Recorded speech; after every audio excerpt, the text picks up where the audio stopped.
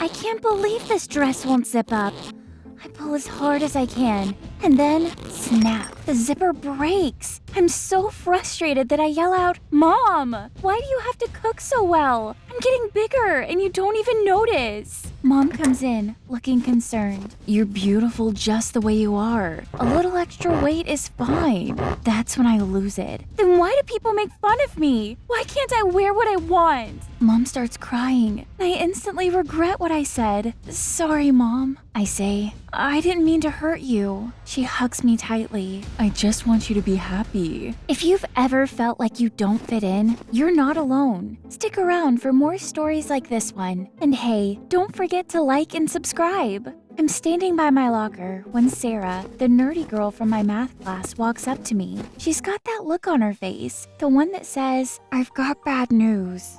We're like the only girls without a date for prom," she says, adjusting her glasses. "Everyone else is paired up for the rehearsal dance. We might not even get to do that." I roll my eyes. "You're always so depressing, Sarah." She shrugs. "We have to talk about this stuff because there's no hope, scope, or rope in our lives." Just then, we head to class and some guy throws a paper ball at us. Classic. I look around the room and think, we're never gonna get dates, are we? As we settle into our seats, I turn to Sarah. "Look, why don't we just go together? You can be my prom date and I can be yours." Sarah smiles, a real one this time. "I kind of figured we'd end up with each other anyway." As Sarah and I walk out of class, I trip and fall flat on my face. Classic Emily move. Sarah looks down at me and says, "He's just a shame, lame, and too tame to play the game." I pick myself up and dust off my jeans. "You know, you're pretty quick with those phrases. Why don't you ever say stuff like that to the guy who was bullying us in class?" Sarah raises an eyebrow. "You didn't say anything either, you know." I pause. She's right. Maybe we both need to stand up for ourselves a bit more. Sarah and I decide the library is our safe haven, so we head there. As we're browsing through the shelves, a book falls off and bonks me on the head. Ouch! What the?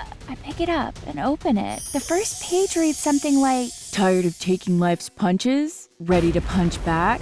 I show it to Sarah, who's just as intrigued as I am. The book seems to beckon us to turn the page. "Ready to fight back? Turn the page to find out how." We flip to the next page, and it's got a list of rules. The first one basically says we've got to complete a task before we can move on to the next page. The first rule on the list is clear. Find others who are like you. Sarah and I look at each other, both thinking the same thing. That's when we spot him. A guy sitting alone in a corner of the library engrossed in a book. "We should talk to him," Sarah whispers, nudging me. "Yeah, let's do it," I agree. We approach the guy cautiously. Hey, what are you doing in the library?" I ask. Just reading," he replies, looking up from his book. Sarah jumps in. "We know you're into cheeseburgers and pizzas, just like us. And you get bullied too, right? How about we team up and fight back?" He thinks for a moment and then says, "Okay." We all gather around the magic book, excited but also a bit nervous. We've completed the first task, finding people like ourselves. Now we're ready for whatever comes next. The next page of the book reads, "It's time to stand up to your bullies, and I'm here to help. Write down the names of your bullies here and come back tomorrow." Excitement and nervousness course through us as we each take turns jotting down the names of those who have made our lives difficult. We close the book, feeling a newfound determination. "We're doing this," Sarah says, her voice tinged with a mix of determination and hope. "Absolutely," I agree, my heart pounding with anticipation. We write down Sam and Sasha's name, thinking they are the biggest bullies in school. The next day, with a twinkle in our eyes, Sarah, the third guy, and I head back to the library, ready to face Sam. I open the magic book, and it says, "Today, let's handle Sam. Despite his family's big house and fancy car, Sam still has to beg his dad for every little thing. No car, no house. He's practically on his knees for the rest. And when his dad's away, Sam turns into a one-man scavenger hunt."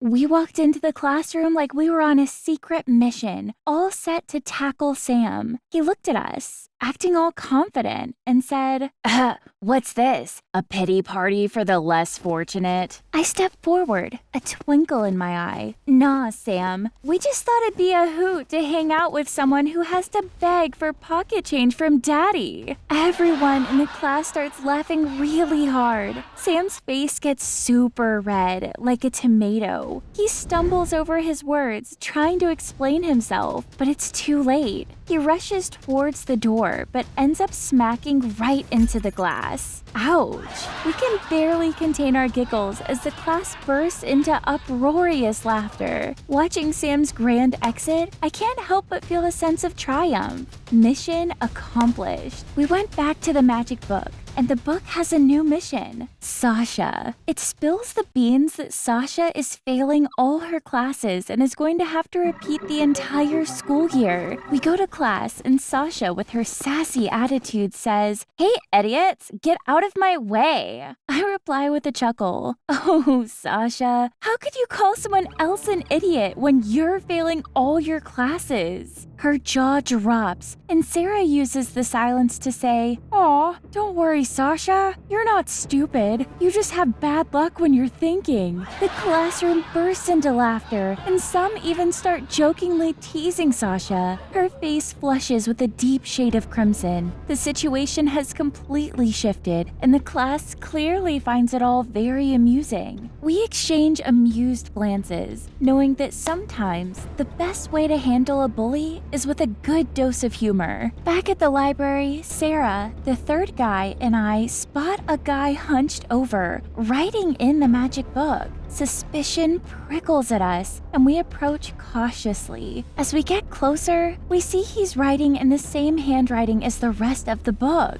We confront him, demanding an explanation. The guy looks down, unable to meet our gaze. "All right, I confess, I've been the one behind all this. I was bullied too, and I wanted to stand up to them. I started following them to spy and find all I can. Once I found enough information, I felt ready, but I never had the courage. So I turned to you for help. I wrote this magic book to give us all a fighting chance." It's a lot to take in, but suddenly, everything clicks into place. We understand why he did it, even if it wasn't the best way to go about it.